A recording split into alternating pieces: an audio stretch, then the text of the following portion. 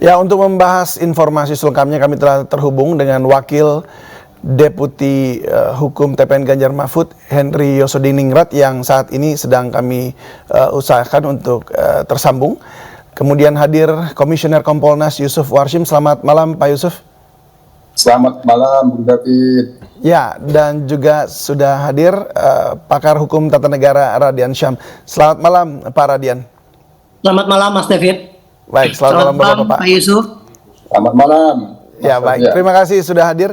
Dan pertanyaan pertama ini saya ingin tanya dulu ke Pak Warshim ya. Ini memangnya tidak boleh di kepolisian atau aparatur negara itu untuk memberikan kesaksian?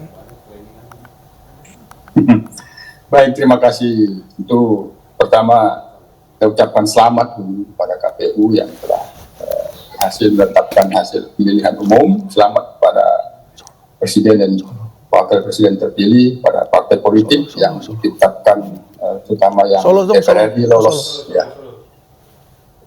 Terkait dengan boleh atau tidak, kaitannya dengan Kompolnas kan pengawas. Saya punya Polri.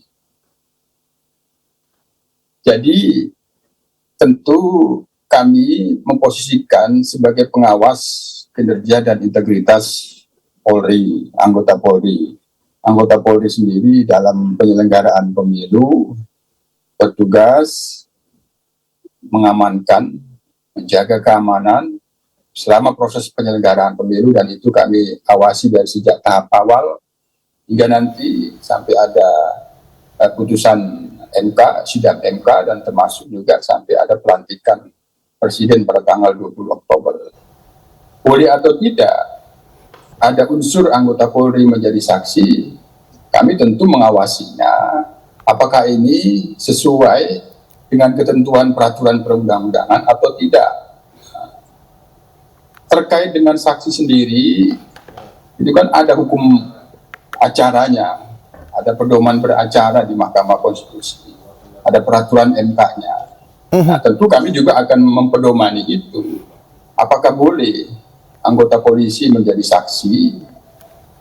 Kalau dari yang disampaikan Pak Kapolri itu beberapa waktu lalu ya, sekitar tanggal 15 kalau salah, itu dikatakan mengaku tidak masalah kalau anak buahnya dihadirkan di sidang ya. Kalau memang ada, kata beliau, ya boleh-boleh saja, tapi kan harus ada bukti, katanya seperti itu. Iya, makanya kan berdasarkan peraturan MK nomor 17 kalau belum berubah itu tahun 2009 tentang pedoman beracara perselisihan hasil pemilihan umum presiden dan calon wakil presiden itu kan yang disebut saksi itu kan saksi resmi peserta pemilu, baru saksi pemantau pemilu yang bersertifikat. Saksi itu sendiri yang melihat, mendengar, mengalami sendiri proses penghitungan suara yang diperselisihkan. Sesuai dengan Undang-Undang Dasar 45 kan salah satu kewenangan MK itu kaitan dengan pemilu kan memutus perselisihan suara. Jadi kalau dalam konteks ini, kalau seorang Kapolda itu dimasukkan dalam kategori apa nih? Saksi apa? Anggota polisi tidak menjadi saksi pada saat pemilihan dan pada saat perhitungan, karena anggota polisi tidak boleh berada di TPS. Berarti kalau dimajukan ke MK itu tidak sah kesaksiannya, begitu ya? Tidak punya relevansi kalau kita lihat kewenangan MK.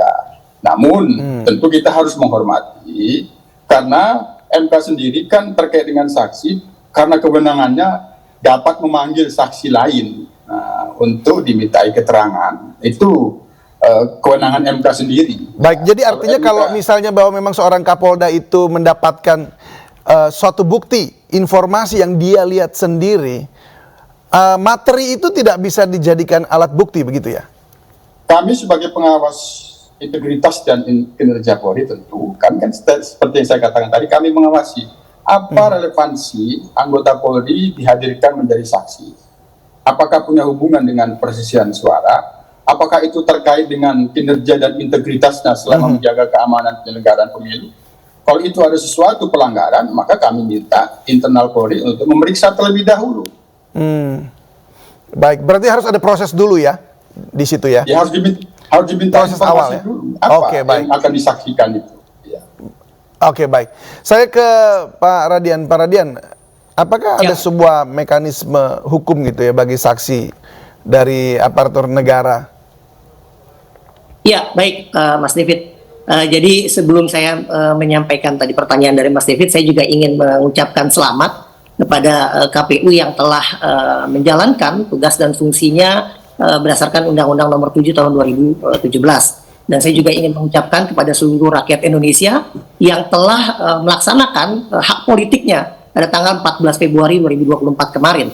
Nah, terkait mengenai pertanyaan Mas David tadi, jadi artinya memang jelas di dalam pasal 30 Undang-Undang Dasar 45 pasca amandemen itu dikatakan TNI dan Polri itu bertugas menjaga, mempertahankan keamanan negara. Nah, artinya di sini tadi saya juga sepakat dan disampaikan oleh Pak Yusuf, di mana kemudian TNI atau Polri ketika menjadi saksi yang akan dihadirkan oleh capres dalam hal ini yang akan mengajukan ke Mahkamah Konstitusi itu harus jelas gitu.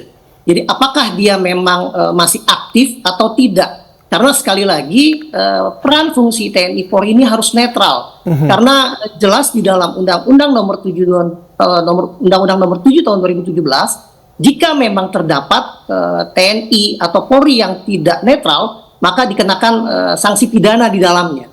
Nah, jadi artinya berdasarkan peraturan Mahkamah Konstitusi tentang tata cara beracara, maka dikatakan bahwa saksi itu adalah saksi yang diutus yang mendapatkan mandat secara langsung dari peserta pemilu. Nah, peserta pemilu ini kan capres dan partai politik.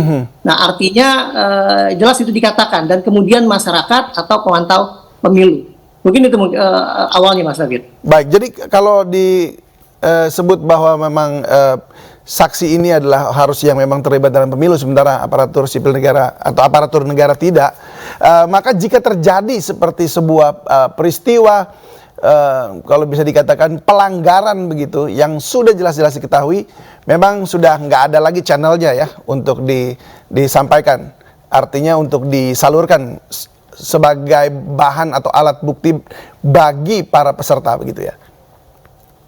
Gini Mas, jadi artinya sebenarnya ini kan isu tentang kecurangan, dugaan kecurangan pemilu yang disampaikan oleh para pihak gitu ya, yang menganggap pasca 14 Februari ini penuh dengan kecurangan, itu seharusnya dipersiapkan gitu. Jadi artinya bukan artinya menutup channel bagi paslon tertentu untuk memberikan gugatannya ke Mahkamah Konstitusi, tetapi artinya harus jelas dulu gitu. Jadi artinya saksi ini yang memang benar-benar dia melihat secara langsung apakah terdapat kecurangan di dalam pelaksanaan 14 Februari kemarin gitu. Seperti itu, Mas. Baik, saya kembali ke Pak Yusuf. Pak Yusuf, kalau memang ada aturannya bahwa memang harus dibuktikan dulu oleh oleh pusat begitulah istilahnya ya, dari Mabes seperti itu, ada izin seperti itu.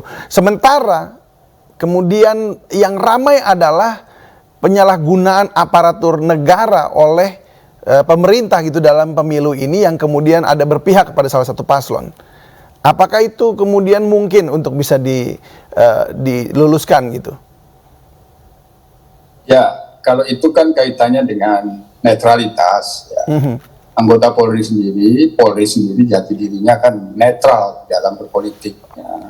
Tidak boleh terlibat dalam politik praktis, tidak punya hak dipilih dan memilih, dia netral. Nah, kalau ada dugaan pelanggaran netralitas itu, kan prosesnya secara instrumen hukumnya kan sudah disiapkan.